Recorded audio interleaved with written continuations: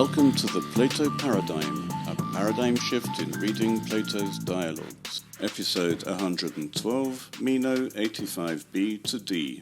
Socrates has just finished the demonstration with the slave, and before we do any more speculating about the reason for the demonstration, let's see what Socrates himself has to say about it. Tis oidokeo menon est in hentina doxan hautu, hutos apekrinato, al he autu. What does it seem to you, Meno? Did this person answer with any opinion which is not of his own? No, but of his own. We should note that all the answers the slave gave were yes, no, it seems to me, and numbers. He calculated here and there. So in a way, this is correct. The slave did give his own opinions, but he gave his own opinions as reactions to questions Socrates asked about a diagram which Socrates had shown him. For Meno, the diagram itself evidently doesn't count as teaching. A sophist would tell his student what to think, and the student would then repeat what the sophist said. Kaimen uk edege hos ephamen oligon proteron alithe leges. But he didn't know, as we claimed a little earlier. You say true things. En esantege auto hautai hai doxai eu? Nay. But these opinions, doxai, were in him, weren't they? Yes. The logic is impeccable.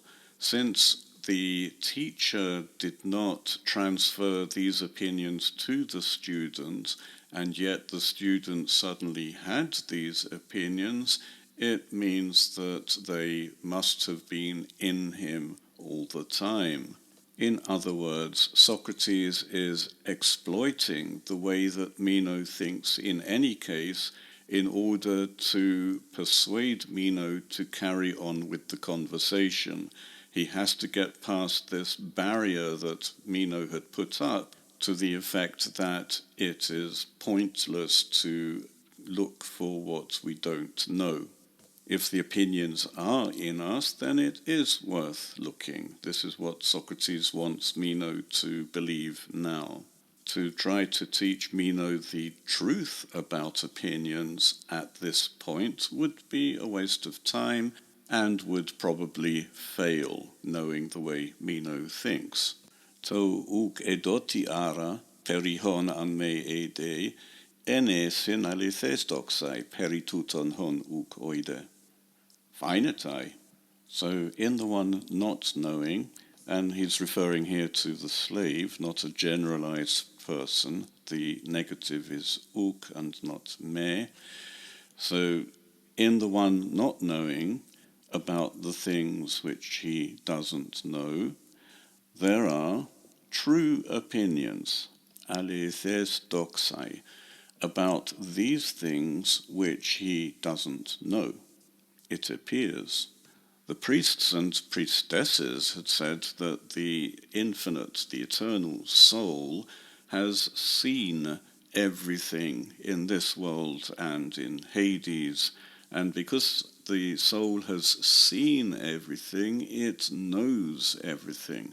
But now Socrates is saying that the person who doesn't know has true opinions, and he doesn't actually say where these true opinions are, but we may assume that they are in the soul. The person himself doesn't know, but he has true opinions. We know that these opinions are true because Meno and the rest of us all know that you build the square with a double area on the hypotenuse. Meno seems to have forgotten that the slave also thought that the baseline was 3 units long, 4 units long, when instead we know that it is the square root of 2. This, in fact, is something the slave still doesn't know. He can only point at the baseline. Kai nun menge auto hosper honor, arti anakekinentai haidoxai hautai. And now, at this moment, these opinions have just been stirred up in him like a dream. Yet again, Socrates is going against the account given by his priests and priestesses. Now these opinions, which were always there, fair enough, have been disturbed, just like a dream. This is very passive. The person hasn't gone looking for the truth. This is simply something that has happened to the slave. It's as if Socrates hadn't talked to the slave at all. I translated the verb as disturbed because the opinions are in a jumble, but literally the verb is anakineo, which is move up. In other words, the opinions have been moved up, implying that the opinions have been moved up from the soul to the mind of the slave. Socrates is giving us a complex two-part sentence with men and de on the one hand, on the other. So at the moment, the opinions have just come up, but de autontis aneresetai polakis tauta tautakai polachei ois thotiteluton udenos heton akribos epistesitai perituton. Eoiken. But if someone interrogates him often about these same things and in many ways, know that in the end he will understand about these things accurately, no less than anyone else. That's reasonable. A demonstration of the theory of recollection, or the account of recollection as given by the priests and priestesses, the demonstration should have shown that the slave now knows, because he went looking in his soul and discovered these forgotten pieces of knowledge, because the eternal soul has seen all of this before, so it knows.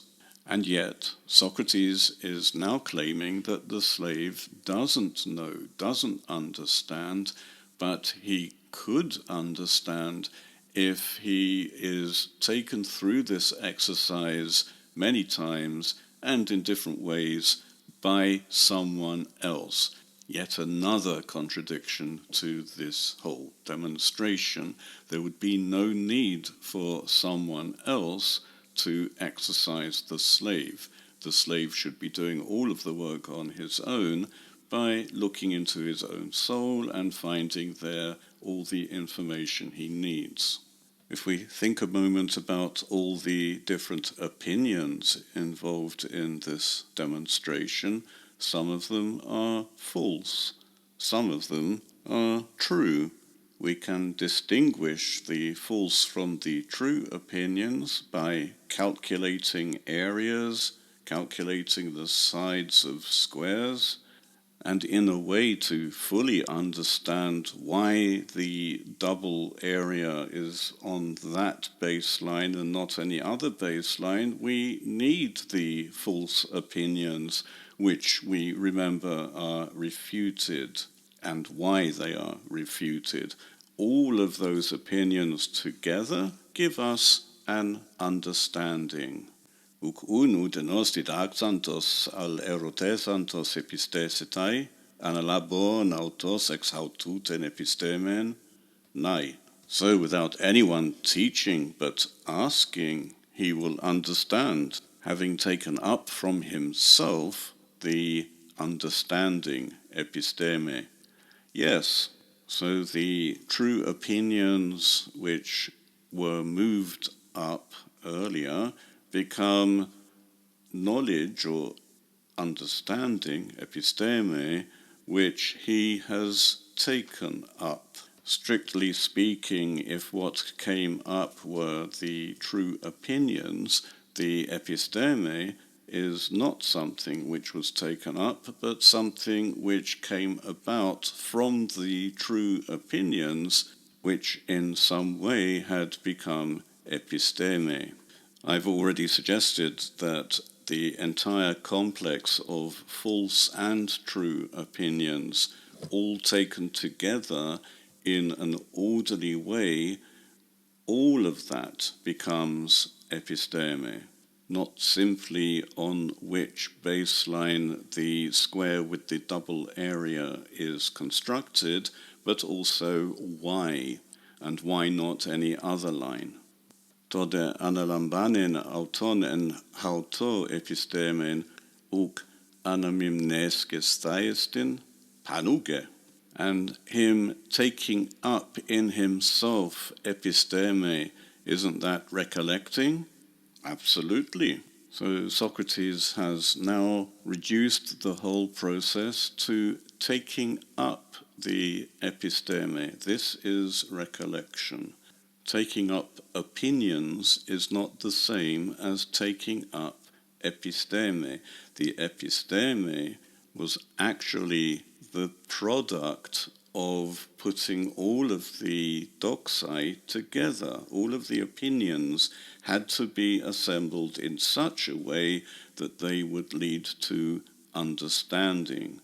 By stating that episteme itself is what is taken up, makes it sound as though it is the episteme itself which is in the soul. This is yet another example of Socratic misdirection. We can just say that he's lying, but he is making it easy for us, or for Meno rather, to pick on these problems, to interrupt Socrates and say, wait a minute, Socrates, this is wrong. Socrates would like Meno to begin to think critically. The only true thing that has happened in the whole conversation until now is the diagram itself, through which one may deduce upon which baseline the area double the original area is constructed as a square. Even the process by which Socrates caused the slave to reach the correct conclusion is wrong, if indeed it is being used to demonstrate a theory of recollection which is patently false. The slave did not take up an episteme from his soul, and he didn't even bring up opinions from his soul. Most of his opinions were reactions to questions which Socrates had asked, and they were yes, no, 8, 16. These are not opinions which would have been in his soul.